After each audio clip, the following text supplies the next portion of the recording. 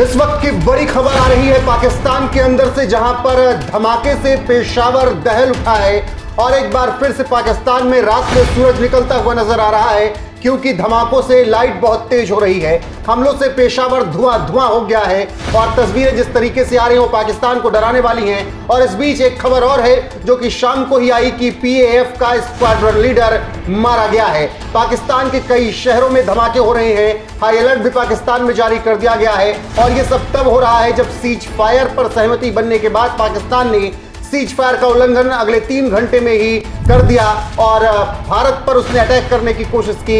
ऐसे में भारतीय BSF ने भी पाकिस्तान को करारा जवाब दिया है और धमाके से पेशावर दहल रहा है। हमलों से पेशावर धुआं धुआं है, लोग भाग रहे हैं, अफरा तफरी का माहौल है और इस वक्त पाकिस्तान पर कहर बनकर टूट रही है भारतीय सेना। PAF का स्क्वाड्रन लीडर उस्मान यूसुफ भी इस बीच मारा जा चुका है। बहरहाल इसी खबर पर चर्चा करेंगे। हमारे साथ वरिष्ठ पत्रकार पंकज प्रसून हैं। पंकज जी, सबसे पहले सहमति बनी सीज फायर पर, डोनाल्ड ट्रंप का बयान, फिर उसके बाद तमाम और बातें हुई, लेकिन 3.5 घंटे भी नहीं बीत पाए कि पाकिस्तान ने कायराना हरकत की, सिर्फ सीज फायर का उल्लंघन किया। जम्मू कश्मीर, गुजरात और राजस्थान में कई जगह उसने फिर से एक बार ड्रोन अटैक किया और अब BSF जवाब दे रही है। BSF जवाब नहीं दे रही है। भारत के जवाब में उसके कई बड़े अधिकारी मारे जा चुके हैं। आपने स्क्वाड्रन लीडर मोहम्मद यूसुफ के बारे में बताया। अभी अभी खबर आई है कि पाक आर्मी का SSG कमांडो, जिसका नाम अब्दुल रहमान गुर्जर था, वो भी भारत की जवाबी कार्रवाई में मारा गया। वो रहने वाला था ताड़ियावाला का, वो भी मारा गया। मैं तुरंत तस्वीरें थोड़ी देर में भेज रहा हूं। और पाकिस्तान के पेशावर शहर में, पाकिस्तान ऑक्युपाइड कश्मीर का जो चांब इलाका है वहां पे, बहावलपुर में चांब इलाके में भारत की तरफ से जबरदस्त कार्रवाई की गई है और पेशावर में बड़े बड़े धमाके सुने गए हैं। वहां के लोग वीडियो बना बनाकर पोस्ट कर रहे हैं। हालांकि उसमें से कई वीडियोस फेक हैं, हम उसकी पुष्टि नहीं करते, लेकिन बहावलपुर, पाकिस्तान ऑक्युपाइड जम्मू कश्मीर, पेशावर, इन इलाकों में तेज धमाकों की एक खबर सुनी जा सकती है, आवाजें आ रही है और वहां के लोग बता भी रहे हैं। हालांकि जो धमाके हुए हैं बहावलपुर में, उसकी पुष्टि नहीं कर रही है वहां की आर्मी, लेकिन पाकिस्तानी फौज की ओर से पेशावर वाले मामले पे पुष्टि कर दी गई है कि पेशावर में कई धमाके सीरीज एक के बाद एक सुने गए हैं।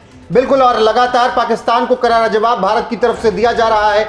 कहा जा रहा है कि BSF को पूरी तरीके से खुली छूट दे रखी है और PAF का स्क्वाड्रन लीडर इस बीच उस्मान यूसुफ मारा गया है। और जिस तरीके से BSF जवाब दे रही है, उस जवाबी कार्रवाई में पाकिस्तान के कई विकेट गिर रहे हैं और लगातार पाकिस्तान को जवाब भारत की तरफ से दिया जा रहा है। इस बीच वैष्णो देवी की तरफ एक ड्रोन भी जाता हुआ नजर आया था शाम को, जब खबर आई कि उल्लंघन किया गया है सीज फायर का। गुजरात के कच्छ में भी ड्रोन दिखा था और इसके अलावा राजस्थान के कई हिस्सों में ड्रोन दिखा।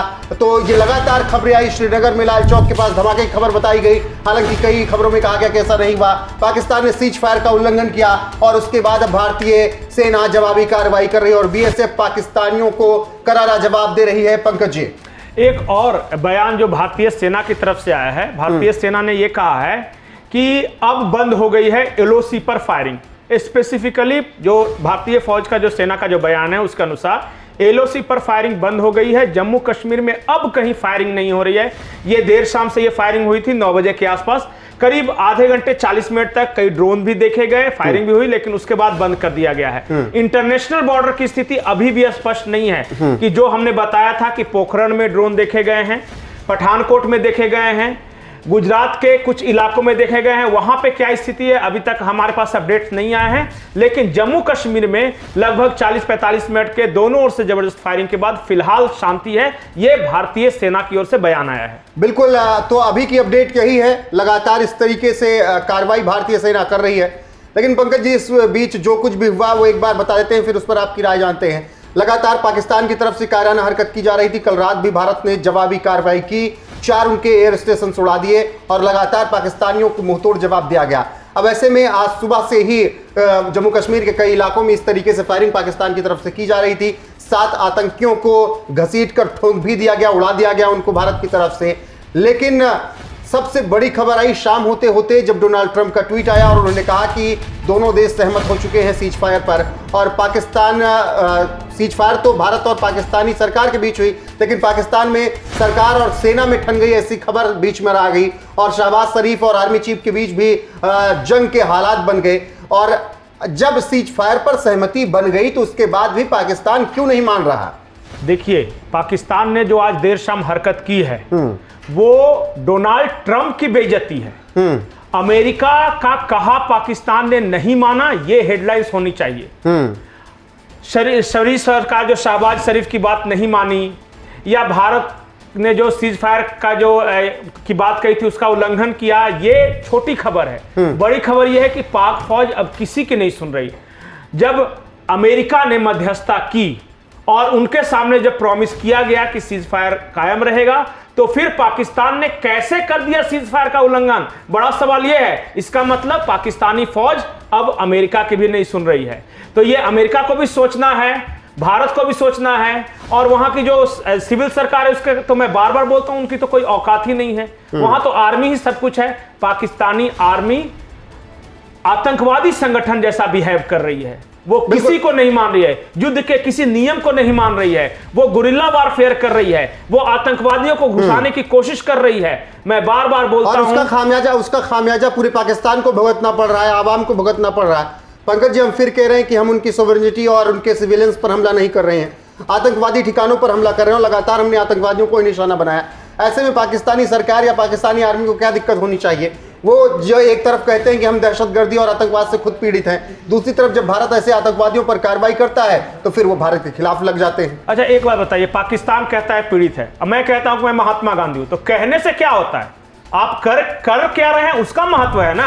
आप आतंकवादियों को पाल रहे हैं, पोष रहे हैं, आपके यहाँ टेरर कैंप चल रहे हैं, ओसामा बिन लादेन पकड़ा जा रहा है, आपका मोहम्मद खालिद जाकर वो जो सबसे बड़ा हिथ्रो एयरपोर्ट के पास फट रहा है, और आप कह रहे हैं कि हम पीड़ित हैं। भाई, तो आप कैसे पीड़ित हैं? आप पीड़ित हैं या आपसे पूरी दुनिया पीड़ित है?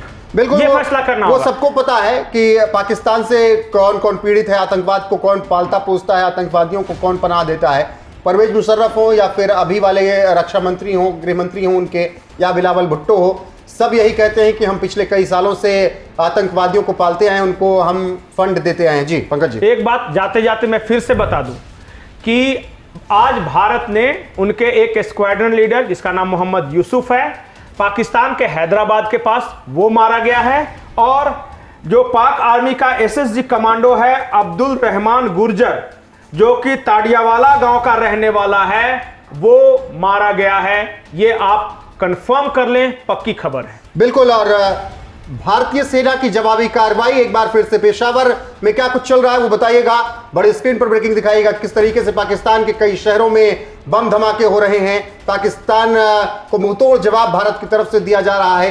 पेशावर में कई जगह धमाकों की आवाज सुनाई दे रही है, धमाकों से पेशावर दहल उठा है, धुआं धुआं हो रहा है पेशावर। और इस बीच बहावलपुर में भी इसी तरीके की घटना की खबर फिलहाल सामने आ रही है। जी पंकज जी, पाकिस्तान ऑक्युपाइड जम्मू कश्मीर में कई जगह धमाके सुने गए हैं। बिल्कुल, और ये तस्वीरें वहीं से मैं चाहता हूं कि ऑडियो के साथ बिल्कुल